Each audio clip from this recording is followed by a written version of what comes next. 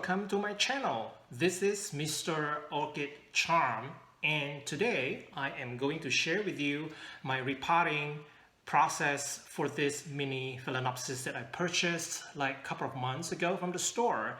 And the flowers and the blooms are done. As you can see, the dried out flower spike here, and it is actually brownish in color. So I'm going to first of all trim off this spike and then give this orchid a new fresh media. Look at them. This is still in sphagnum moss. Let me bring it a bit closer. That I got from the store, and you know that most of the stores, they actually pack the plants with sphagnum moss for watering purpose. I'm going to repot this with a new fresh media, which I'm going to show you later. I don't think sphagnum moss is the most suitable for my plants here in this case. So let's start the process by first of all trim down this spike. Okay, so let me just remove the clips, and let me just put this part aside and get ready a pair of sterilized pruners. And it is very important to sterilize the pruner just so that it doesn't carry any disease or passing the disease from one plant to the other after you trim this orchid.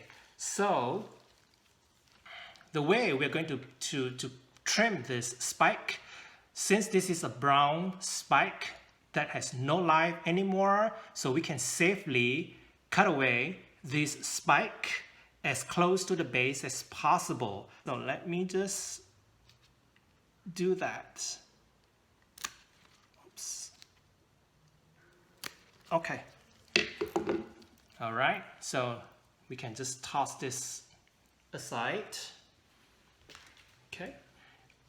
And then what we are left now is just this Phalaenopsis here that is going to be repotted. So first of all, I'm going to just gently squeeze this pot here just to loosen up a little bit, and then hold to the base of the plant. Do not hold to the leaves or the foliages or whatever. You can hold on to the stick, that's fine, but do not hold on to any brittle parts of the plant just so that you don't damage the plant. So it is safe to just hold the base, give it a little bit of squeeze, wriggle a little bit, there you go, and you see the whole thing just came out from this old pot. I'm going to put this aside and look at this. Now this has pretty healthy roots, as I can see here. A lot of them are greenish in color, but they are actually holding very firmly to the sphagnum moss. I do not want all these media to rot and decay and then resulting in bacteria and fungus. So what I'm going to do is just remove this sphagnum moss. Now since this one is holding very tightly to the old sphagnum moss, so be very gentle and be very careful not to damage the roots. Now to make this process a little bit easier is to soak your plant first, just so that sphagnum moss works best when it becomes wet, just so that you don't damage the root.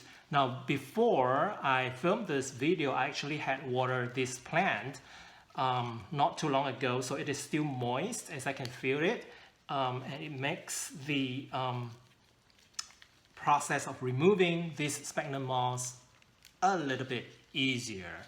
What I'm going to do is I will finish this process. I'll come back later and show you how I trim all the bad roots, or all the roots that's already decayed and we don't need them anymore. Let me just remove this stick here and put it aside,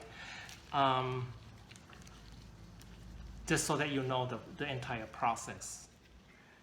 Okay, viewers, I am finally done with removing this densely packed sphagnum moss that came with this plant originally. As you can see, there's a lot of them, and to my pleasant surprise, the roots actually look very good and very healthy. Let me just bring it closer so that you can see.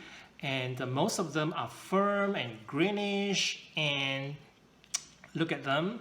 I can only identify a few kind of a papery, like this one. Just like this one here, I think that's a bad one. So let me just trim it.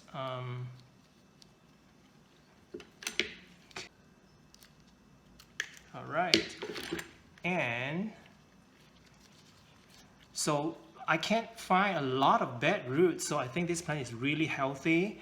Once we are done with trimming the roots and you're happy with getting rid of all those bad ones already, now these are really good ones that we want to keep. So what I'm going to do is to run to the tap and give these roots a good rinse. I am done with rinsing these roots. Look at them, they are all clean.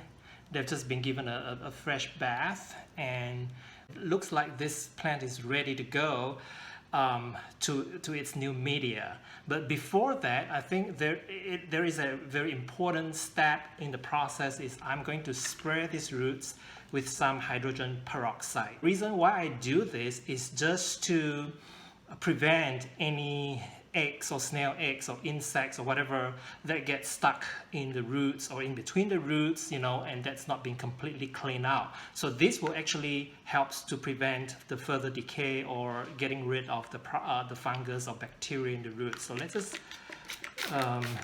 give it some good spray.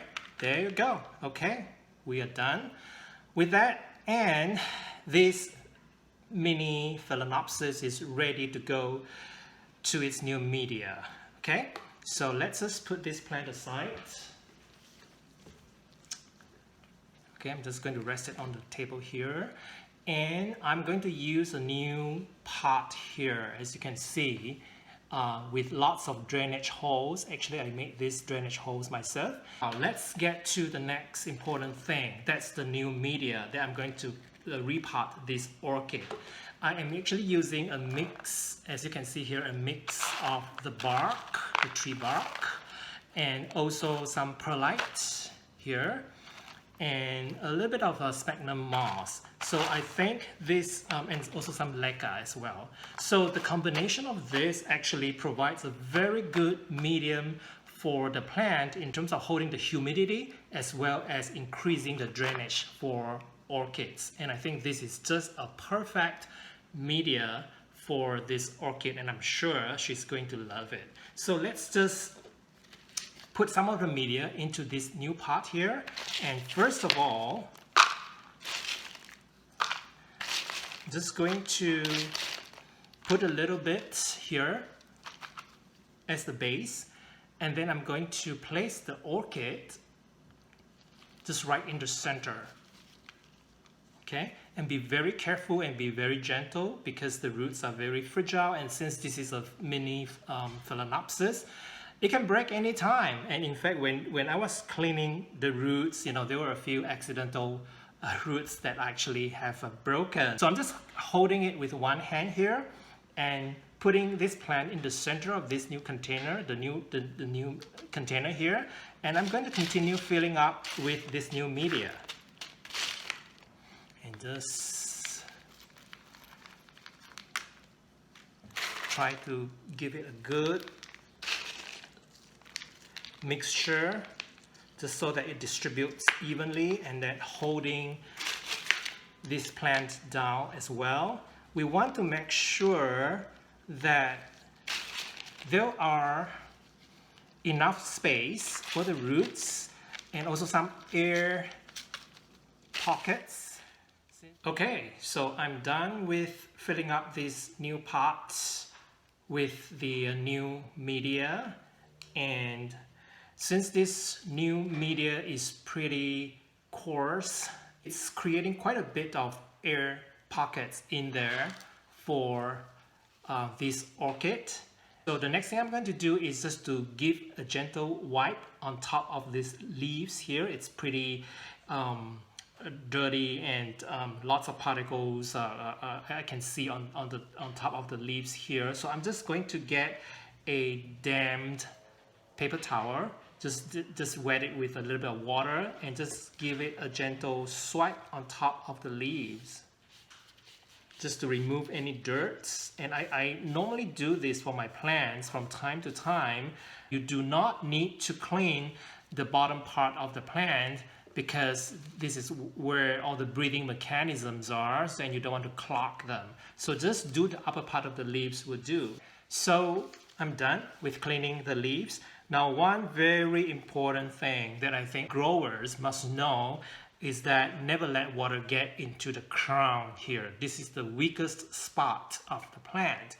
Once, if there is any moistures or water droplets or whatever that's sitting here without getting hydrated, it's going to rot the crown of the plant. And this is the #1 killer in orchid plants. If water gets in there, just get a paper towel or a Q-tube or whatever and dip it dry. Make sure that it's dried, and it's still, you feel that there is some water still sitting in there, get a fan or a hair dryer in a cold mode and dried up the plant as much as possible. The leaves do not need to get any water. It's the roots and the media that is the most important part that you need to water. You can either drain it in the pot for a few minutes and then remove this pot and drain off the rest of the water and let it sit in a decorative vase, and that is good enough. And the final step, of course, is to let this sit in a beautiful decorative vase. As you can see here, I just purchased this one, and I like this one because look at that. At the bottom of it, there is actually a plastic plug. Underneath there is a drainage hole. You can actually hold a little bit of water in there and let the plant sit, just so that it creates that humidity for this little plant. But if you do not want that humidity, you can just unplug this and then the water will just drain out. So that is the end of the process, of the repotting process. Of course, the next thing is the care that you have to give to this plant with its new home for the rest of its growth season before you can see flowers blooming again. So that's very, very important, and I'll follow up with all the series of videos to give you an update on this little plant here, how she's doing, and I'm going to give you more tips on how to fertilize, how to water, what kind of conditions that will induce growth, etc., etc. So stay tuned. If you like this video, give it a thumbs up, and if you have not subscribed to my channel, probably it's time to do so, because there's a lot more interesting videos that's going to come. So enjoy, and I'll see you guys again. Bye.